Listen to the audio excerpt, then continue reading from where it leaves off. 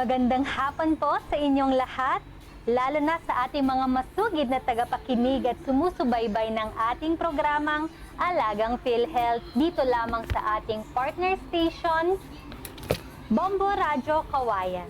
Ako po si Prichel Grace Candari mula sa Leo Kawayan ng PhilHealth Regional Office 2, ang inyong lingkod na makakasama ngayong hapon. Kami po ay natutuwa na muling makasama kayo dahil hatid namin ang mga magagandang balita at pinakabagong updates mula sa inyong katuwang sa kalusugan, ang PhilHealth. Samahan niyo po ako sa loob ng 30 minuto na puno ng talakayan at balitaan dito sa Alagang PhilHealth, kung saan aalamin at tatalakayin natin kung paano mas mapapakinabangan ng wasto ang mga benepisyong hatid sa ating lahat ng PhilHealth. Para sa karagdagang impormasyon, katanungan o paglilinaw tungkol sa PhilHealth, maaari po kayong tumawag sa aming 24/7 hotline 02-8662-2588. Bisitahin, i-like at i-follow ang aming mga social media accounts para sa mga updates.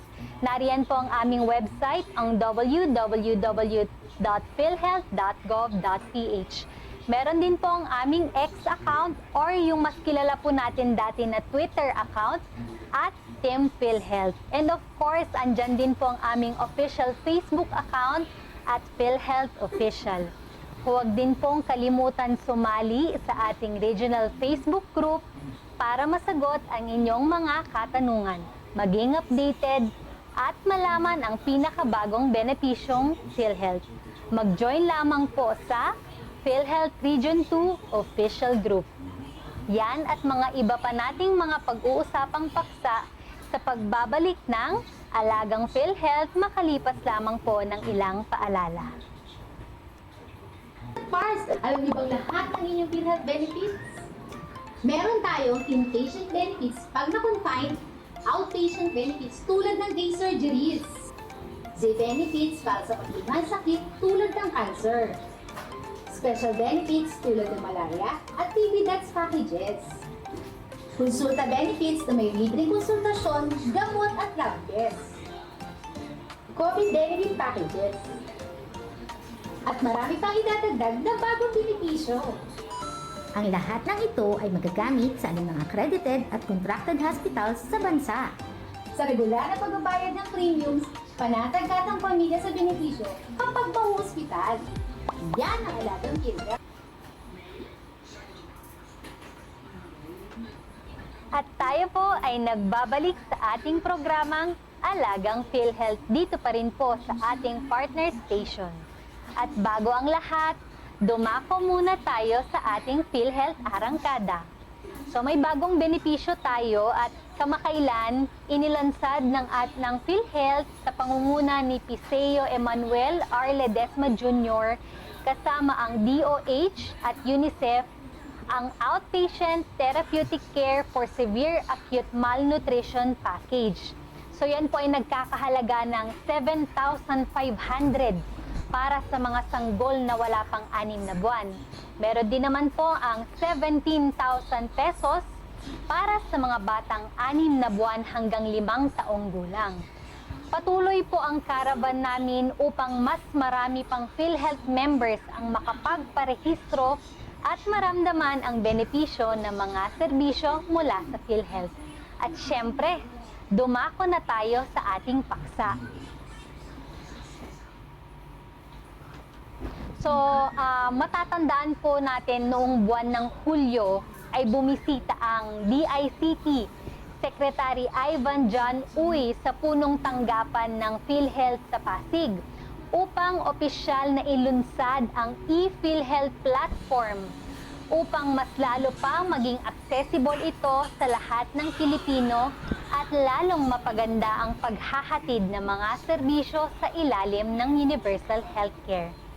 Ang nasabing ePhilHealth platform ay nakapaloob sa eGovPH app, isang mobile application na binuo at inilunsad ng DICT noong nakaraang taon upang padaliin ang transaksyon ng publiko sa mga ahensya ng gobyerno, kabilang narito ang PhilHealth. Ating alamin ang mga serbisyong PhilHealth na maaari nating makuha sa eGov PH app. Ano nga po ba ang nilalayon ng eGov PH app natin? So unang-una, para padaliin ang pakikipagtransaksyon ng mga mamamayan sa gobyerno sa pamamagitan po ng digital technology. Ito rin po ay alinsunod sa RA 11032 o mas kilala sa tawag na Ease of Doing Business and Efficient Delivery of Government Services at pagtalima sa direktiba ni PBBM na paigtingin ang digitalization ng mga serbisyo ng pamahalaan para sa mabuting public service delivery. Dahil nga po online, kahit saan at kailan ay pwede nang makipagtransaksyon sa gobyerno, so wala na po tayong kailangan gagastusin para sa pamasahe natin. Ngayon po, ito rin po ay user-friendly dahil madali po itong gamitin, hindi po ito nakakalito. At magandang balita po dyan, libre po itong application po na ito, wala po itong bayad. So, ida-download lang po natin itong app na ito at tayo po ay magre-register.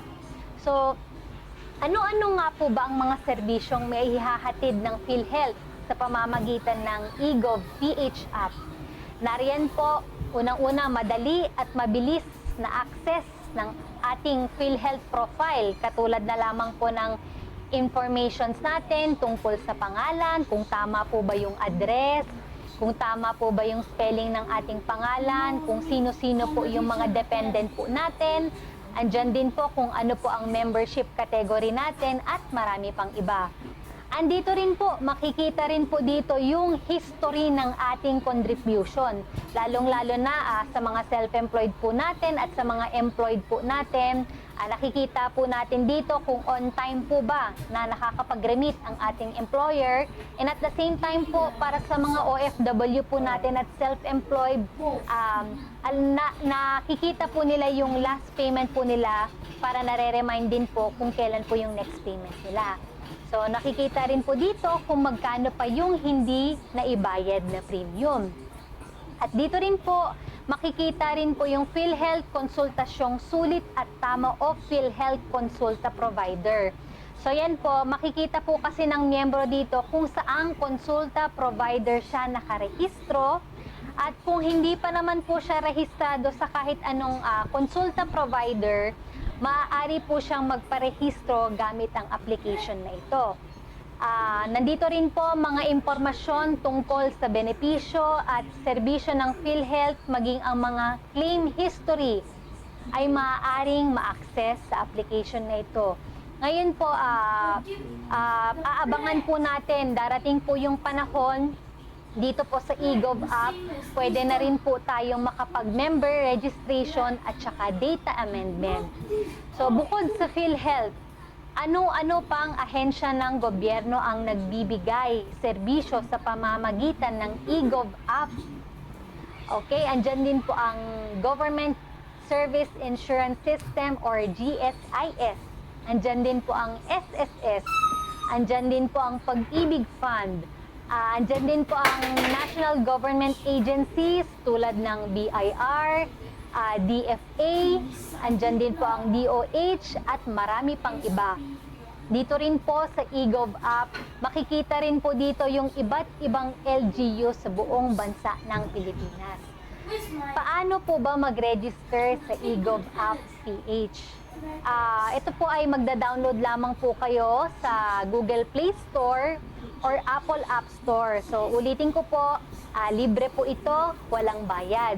So mag-register or gumawa lang po kayo ng account, gamit po ang mobile number ninyo at email address ang ilalagay, pati na rin po yung ibang basic information sa registration page. Dito po, makakatanggap po kayo ng authentication code para ma-activate ang inyong account.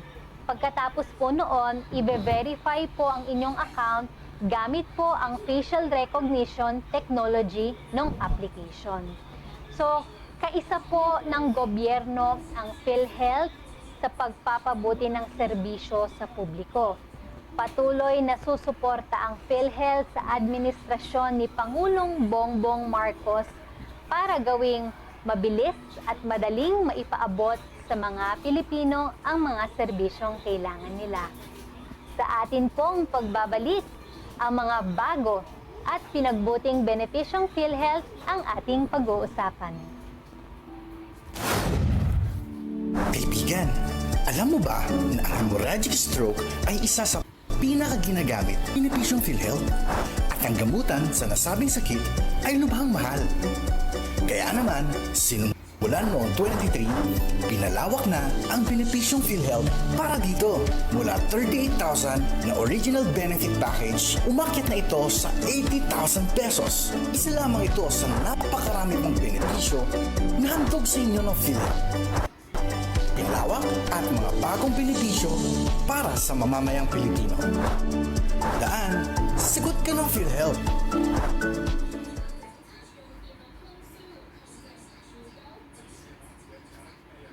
Tayo sa ating programang Alagang PhilHealth at pag-usapan po natin ang mga bago at pinabuting benepisyo para sa ating lahat. Unang-una na po ang hemodialysis po natin. Alam niyo po ba na meron na po tayong 156 na session kada taon ang sagot ng PhilHealth para sa mga pasyenteng may chronic kidney disease stage 5 simula po noong January 2023. Sa katunayan po, nadagdagan po ang coverage ng per session natin kasi mula 4,000 pesos patungong 6,350 pesos na po ngayon kada session simula nung October 9, 2024. Meron din po tayong tumaas sa benepisyo ng ischemic stroke mula 28,000 patungong 76,000 pesos at hemorrhagic stroke mula 38,000 patungong 80,000 pesos simula po nung November 24, 2023.